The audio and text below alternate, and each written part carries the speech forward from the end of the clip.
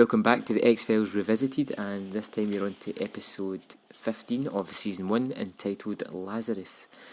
Now, just before we start on this one, Brian, at the start of this episode something struck me, and it's the fact that these agents that always seem to appear in the episodes that are friends with Scully or Mulder, and it's pretty much red jerseys from Star Trek, aren't they? Like, if anybody comes onto the scene and says, you know, like, I know Scully, I know Mulder, you're like, oh, you're done for. You're not going to last. There was that one douchebag from Squeeze who, I'm sure his career stalled in the FBI, but at least he survived at the end, I think. That was the guy who was like best friends with Scully, but turned out to be a douche. Yeah. But yeah, I hear what you're saying. They're pretty much red shirts. They're here for one episode, essentially, and that's it. Yeah. And it's probably not going to end well for them. No. So Scully and this other agent are in a bank. It's an obvious sting operation. And across the street in a car is a couple of robbers who are getting themselves G'd up for this burglary. And you notice it focuses on a tattoo on the man's arm. Yeah.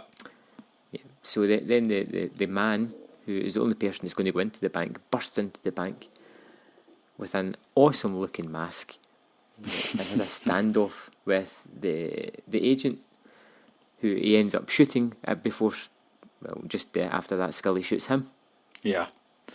I got to say that the setup here, there's some really clunky dialogue. It's this moment when the agent, is it Jack? I think his name's Jack Willis. He says, "I'm inside their heads," and it's like it's like they have to convince us that this guy is a really obsessed kind of FBI, you know, like just been hunting these guys down, like they want him to be Al Pacino from Heat, even though this was done, you know, before Heat. But it's that kind of stereotype, that cop, the really obsessed guy. It's really good. It's a great line, you know. I'm inside their heads type of thing. But when you find out later in the episode, one of the robbers just phoned in where they were going to hit next. It wasn't down to any like kind of key FBI work. They just kind of lucked out. Yeah. To me, the line feels clunky. It's just a way of setting up that this guy is deeply obsessed with catching these robbers. But yeah. So after the Scully shoots the guy, the robber, they end up in the hospital operation room, and the robber has just quite clearly pronounced dead, and the agent is also very much demised at this agent, but Scully insists that they try to revive him once more. She forgets mostly about her medical training and just insists that they continue to try. And then, she demands that they go to 400. Yes. And basically, if he's a vegetable, Scully, it's on you.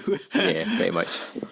And then it's like, as they're reviving them, you get the scene of the robber's dead body sort of pulsating with every shock that they give Agent Willis, which is kind of cool. But the fact that nobody's seen this dead body just kind of wriggle and flop about on a table, you know.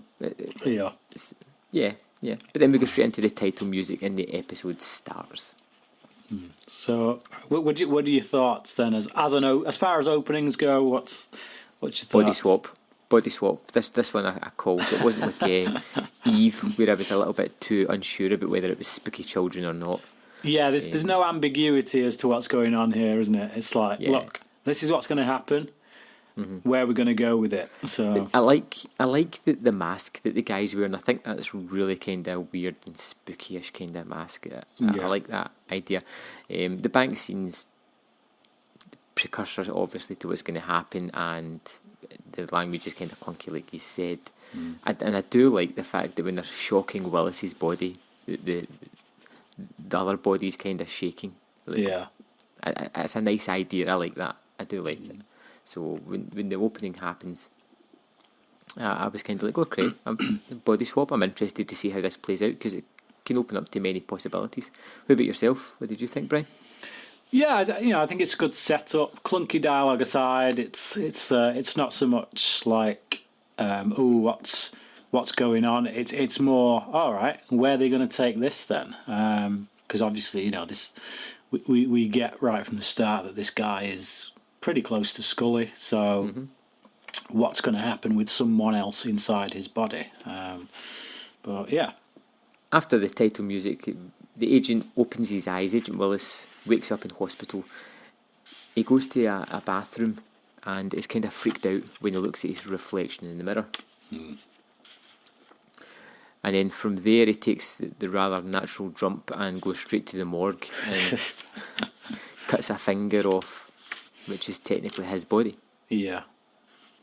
I feel like he could have done more to get the ring off that finger rather than cutting it off. I mean, it's not like he kind of wanted to not hurt the person when he was taking the ring off, especially given as he cuts it off. But yeah, I feel like, bit of grease, get that thing off, no problem. Yeah. So we have Scully and Mulder who are investigating Agent Willis's disappearance, and they talk about the robbers. Mulder kind of summarises that the wedding ring is missing, and he's already starting to jump to the wacky conclusions. Right. The thing is, Mulder goes in looking for them. It's not like he sees something and then thinks, I wonder if that could be... No, he goes in looking specifically for something weird, which is quite funny. But Scully thinks it's kind of body mutilation because Jack was so close to the case, because he was inside their heads. And yeah, so partakes in a little bit of, I don't know, whatever this is, trophy taking. I don't know. Either way, he's a candidate for some psychiatric evaluation, it must be said. Yeah. So, then we have Willis, who is looking for his wife, which was the female character that we saw in the car with the robber at the start. And we also start to see the really cool idea of the tattoo starting to appear. Yeah, you see. So you say cool idea. I say not so cool.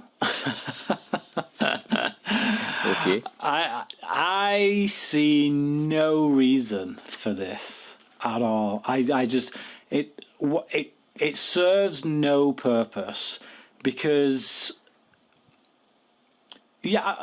just that. Tell me what purpose this serves, because we know, we've gleaned already from the introduction, without seeing this tattoo go on this guy's arm, we know that this is body swap. We know this is no longer Willis, this is Dupree.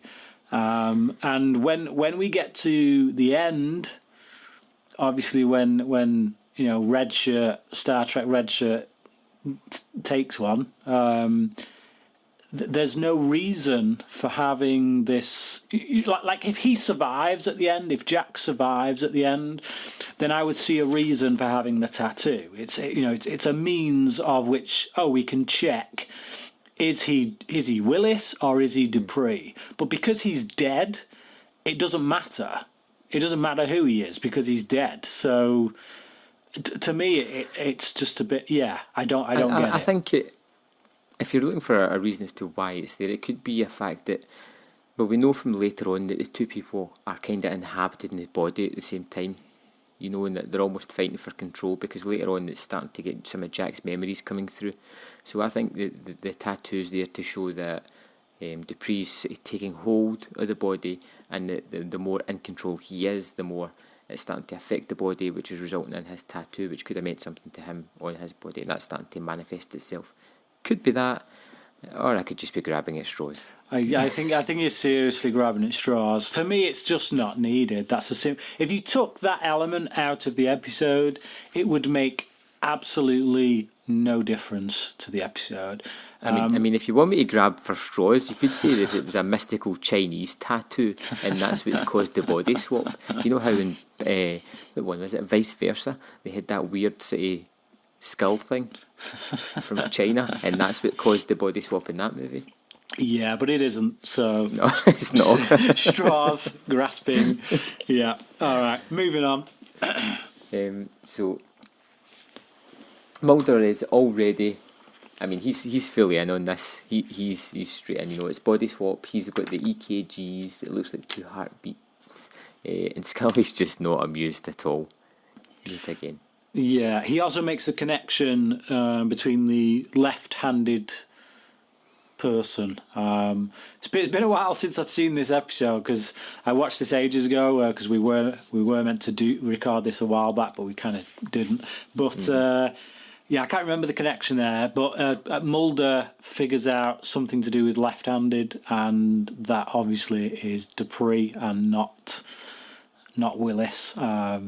So yeah, there's that. I can't remember myself why. It's probably not that important anyway. So we kind of jump to the University of Maryland, where some crazy doctor believes in life after death. I love this guy. He comes out with some analogous story, which I can't really remember for some reason. It was a wacky story about this pilot's near-death experience, and how he went home and strangled his wife.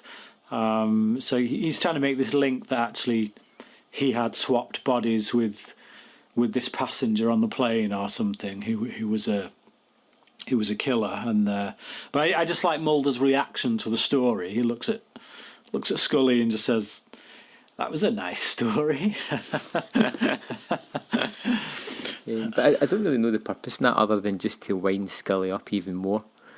It just seems to be that they always go to some specialist or doctor or scientist who just...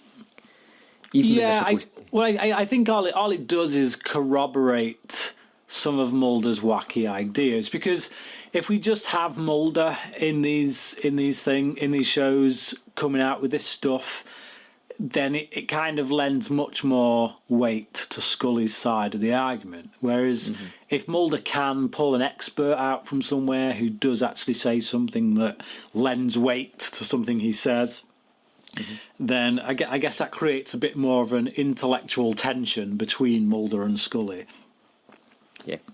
Yeah, probably. But Scully does mention when they're walking down a staircase that she believes in near-death experiences. Yeah, she doesn't discount it. No, but she has a good explanation as to why it could happen. Yeah. And she believes that he's probably psychologically damaged, and she still believes that it's Willis that's inhabiting this body, and she doesn't buy into the body swap idea of things. Yeah, she just thinks that he was far too close to the case and can't quite let it go because he'd spent so long trying to track these guys down, and he's not really the one who got to take out Dupree. Scully did. So there's a bit of emptiness there. That's the way she sees it, anyway. And this is the point where she mentions that she used to date Jack as well. And they shared birthdays. Oh yeah. I wrote a little note here as well. I have no idea. Slanted pool table. Oh yeah, that was it. It's the conversation that Scully and Mulder have, and Scully starts just reeling off all this information that I kind of get to the point where I'm like, why are you telling Mulder this, Scully? It's like this really personal information about when she first kind of met Jack and when they went on a date together, and she's talking about this slanted pool table, like really going into descriptive memories about this time, and I'm thinking, like, why are you telling Mulder this? And it's clearly because this information is going to come back at some point during the episode. Oh, yeah. So, yeah, it again, really heavy-handed dialogue, but whatever. So we have Willis, who bursts into a room and holds a gun to Tommy, who is Lola's brother. Or is it Lula? Yeah, Lula, yeah. So he kind of believes that it's him that sold the couple out. Yeah. And report him to the police. And, pretty much kills him. Yeah, pretty much. It's as simple as that. Yeah. And then all of a sudden you have Mulder and Scully at Tommy's murder scene. when Willis turns up, Mm-hmm. and he says all the right things about wanting to catch Lula. Yeah. And I think this is where Mulder discovers that the TV's been turned off and there's fingerprints on it, and Mulder just being that really clever. Yeah. Again, the way his body's lying, he's obviously been watching the TV, but the Yeah. TV wasn't on. It's just one of the things that makes him a great profiler. Well, that shows he's a great profiler. It's like, while everyone else is just taking things at face value, Mulder's always studying everything from a profiling perspective. Why would somebody be sat that way? Why would this, that, and the other? So yeah, I like that scene. I like the way that Mulder shows his intellect there. Mm-hmm. And then we have Willis at the shooting range, and Mulder brings a card out to get Willis to sign it because it's Scully's fake birthday. Yeah, and we needed that information obviously before when Scully went into this long diatribe about their past and told us information we didn't really need to hear. Well, yeah, it's for this scene is we know that they shared a birthday and. Yeah, pretty much. So Mulder shows Scully the card, and Scully's kind of annoyed. And then she tells him that the evidence of the fingerprint in the TV has vanished. Again, I've got a note here. New York Knicks T-shirt. Again, I can't remember the reference because it's been a while since I've watched this, but something happened in that scene with regards to Mulder's New York Knicks T-shirt, which, as I've said in the previous episode, this is something that crops up in several episodes. It first started with Beyond the Sea when he tore a piece of his New York Knicks T-shirt off and gave it to Brad Dourif's character. But yeah, there was something here again with New York Knicks T-shirt. I can't remember what it was. So moving on, but. Yeah, they talk about how the signatures changed on the card as well. Yeah. So Scully, like you say, Scully's not impressed at all. She does kind of think that Mulder's reaching to the point where he's being quite manipulative now. So yeah, at this point, I feel like she's starting to be a little bit unreasonable because when a guy forgets his own birthday or doesn't seem to know his own birthday, or well, not that he doesn't know it, that he actually thinks that. Yeah, I don't know. He's just completely forgotten that Scully shares his birthday. So yeah, I think we're just supposed to think that Scully's emotionally involved and not using her rational thought like she normally does. Yeah. I think, the heart's leading her on a little bit here. But then we have Willis at his desk who gets a call about Lula. And then Scully actually challenges him about the missing evidence.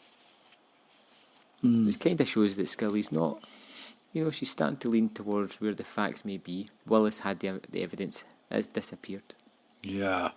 Yeah, she questions him about the fingerprint evidence that went missing because, because it was his. Because it was his, yeah. But then Scully asks Willis where he's going. He tells her. She tags along. Yeah.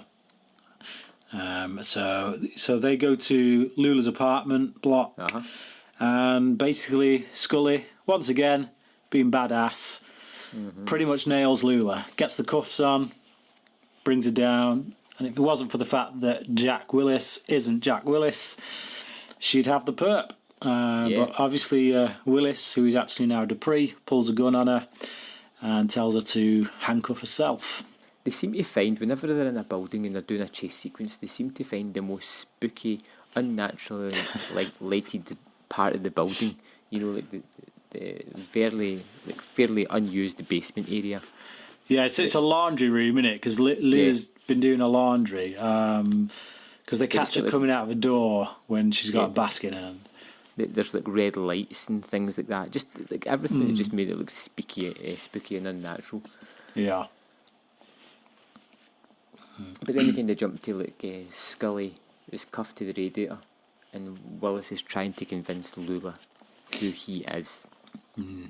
Yeah. And then we have Mulder and a bald agent at one of the apartments. Biskin. I actually like this guy. He earns my respect at one point during this episode. Just going back to that scene just before this one, I do like Lula's reaction to when Dupree is trying to convince her that he is Dupree and not Willis. She does look pretty freaked out. I like the actress in this who takes on this role. But yeah, Mulder and Biskin, this agent called Biskin, go to the apartment block after hearing the phone call recording between Willis and the anonymous tip. So they don't find Scully, but Willis calls Mulder. But it's not Willis as such, but Dupree. And this is when he starts basically trying to ransom for Scully. And that's when just after the phone call, Scully's telling Willis about their sort of life together, and that's when he starts to get flashes of a snowy road. And then it turns out that Willis is diabetic. Yeah. Of all the things, would you believe? We need something that's going to create some tension, and diabetes is definitely the way to go. Yes. So then we go to the city, jump into the FBI headquarters, and Mulder kind of goes through the case files, and it's just a kind of random scene. We jump back to Lula, who stops Scully from giving the insulin to Willis. So obviously in this time, people have sort of left the building, went, got the correct insulin, come back, and just about ready to take it. Yeah, just going back to that random scene, as you call it, there's a line of dialogue from Mulder actually that I did kind of like, which is he's talking about Dupree and Lula, and he says that it's almost a love I envy, and it does speak volumes about this this twisted kind of love affair between essentially Bonnie and Clyde. That's kind of what this pair are like, except in this one, Lula, it turns out, isn't quite the Bonnie to his Clyde, given what we find out. But yeah, that wasn't really a twist that I saw coming either. You know, that was quite an interesting one to find out that she's the one who actually called in Dupree's attempted robbery to get him. Yeah, I do assume that it was the brother. It fits. You don't, once they've established, it was the brother who double crossed them. You don't kind of think about it until all of a sudden she reveals that it's her. But yeah, it was a nice twist. So Mulder works out a search radius based on some insulin that was stolen. Well, let's not forget the fact that when Lula calls the FBI and ransoms Scully for $1 million, and Mulder hears something in the audio, takes it to a technician guy who analyses it, and then he kind of guesses the altitude of a plane from the sound of it. It puts it within a certain mile radius. I mean, wow. This is taking detective work to a whole new level. Yeah.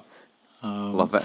I wonder if they could do that now, let alone back then. But yeah, I mean, it sounds feasible when they present it in the episode. I roll with it, but it's pretty impressive, I've got to say. It's like that kind of scene where you see in like a cop show where they've got the most blurriest print ever, and somebody's just in there going, enhance. Enhance, and suddenly it's like crystal clear. Yeah. Oh, can you just enhance that a little bit more? Yeah, sure. Instead of carrying on, enhancing. Why don't you just set the computer to enhance to its fullest kind of spectrum? It's job done. No need to use the word enhance. But there you go. So then we have kind of Mulder just telling everybody what their part in the next Sting operation is going to be, and he's rather to the point, very businesslike, and very in charge. Yeah, I have to say, like, again, given the fact that he was able to transfer his tattoo over from his previous body, you'd have thought he might have been able to transfer his blood type over as well, so he didn't have to deal with the problem of diabetes. But there you go. Maybe that was a work in progress. Yeah. But anyway, Lula smashes the insulin and confesses to being the one who called the FBI. So yeah, she comes clean. I don't know why she does that, but she lets the cat out of the bag and suddenly becomes public enemy number one to everyone in the room. I think it's just to rub it in at that point, to be fair, you know. Yeah. It's the only thing that could save him. He's going to die now. Yeah. He came back from the dead for that. So, Willis and Scully are talking, and she's reminding him about things, and he's starting to jump between the two memories here, as it's almost a kind of like identity fight within Willis's body. Yeah. And then we get just a random Bible salesman at a door. Well, but just before we get to that, I do have to ask, if Lula is going to kill Dupree, Willis, whoever we want to call him, why bother even making this ransom for Scully? Because she's got money. She's got tons of money from the bank job that they pulled at the start. Mm-hmm. So why get embroiled into this whole ransom scheme when she could just kill them both, be on her way, and no one would ever catch her? She could be 200 miles away before anyone even found Willis and Scully. So I think it's just a little bit of mix of greed and idiocracy. You know. Yeah, it's just it's not a very well thought out plan from her part, I think. Mm-hmm. But so like I was saying, we've got the preacher at the door, which is it's a good little thing, as he just walks away and just says, identified. I think this happened, if I'm not mistaken, in The Fugitive as well. And I believe that was the same year. Possibly. Was it? I think The Fugitive was Fugitive 93 or 94 or something like that. I think 93 sounds a bit right. Yeah, so same year as this episode. Now, obviously the turnaround on an episode of TV is a lot faster. So I feel like this was very much inspired by The Fugitive, because I think The Fugitive was I'd imagine it would have been a summer movie. It would have been out around about the summer. Not sure. Yeah, but a few months later, because this would have come out towards the end of the year, possibly even the following year, actually, because this is like mid-season. So, yeah, I reckon they've cribbed this from The Fugitive. Yeah, possibly. It's been ages since I saw that movie. It's definitely due for a rewatch. Yeah. Also, another thing, just going back to one of the reasons I like this other agent. I can't remember his name. Biskin. There's a moment just before they go out to do this sting. Mulder's just about to give a briefing, and Biskin overhears someone like doing the usual kind of spooky Mulder kind of thing, and he actually calls him out on it, and he says, "Hey, Mulder's all right. Just pay attention, and you might learn something from the man." And I feel like that's a refreshing change, because I'm so used to just other agents kind of. Yeah, Mulder's weird, Mulder's spooky. So it is a refreshing change to actually have an agent who we're not going to see again, and with no reason to kind of get invested in his character. So it's nice that they do give him some character, even though he is just this bit part. So yeah, I liked that touch. So the FBI are just about to raid the house when Willis comes to and holds a gun at Lula. Yeah. What will he do? What will he do? Just as the FBI storm the house, there's a gunshot. Yeah, I've got one note here. I was just reading it. Just as Can't read your own writing now. yeah, it was a hard to decipher, but no, I get the point. They're outside the house. They're about to raid this place. So you've got a preacher, you've got a telephone worker, you've got various things like that. People are just up, and then you've got Mulder in the biggest FBI jacket that he can possibly muster. And you just feel like these guys are going to be raging. They've had to get like all costumed up, and there's Mulder just wanting it. It's like it's just suddenly become the busiest street in the world as well. It's like everyone's out working on this street at some point. Why bother? So Jack shoots Lula. Yep. And then he dies, and then that's when we see the tattoo fade. Which I have to reiterate: what's the point? If he's going to survive and we have a happy ending with him, then I get the reason why you would have that tattoo and have it fade to show that this is Jack. We're okay. Dupree is gone. But he doesn't. He dies. So, no point. Absolutely pointless. Moving on. Let it go, Brian. Scully clears up Willis's desk and Mulder brings her the watch that she gave him. I don't think we mentioned that earlier on, did we? No, I didn't. No, we had no time for that.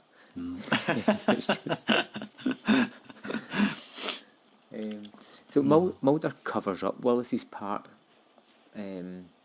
with what actually happened. Yeah. In the official report, which is quite...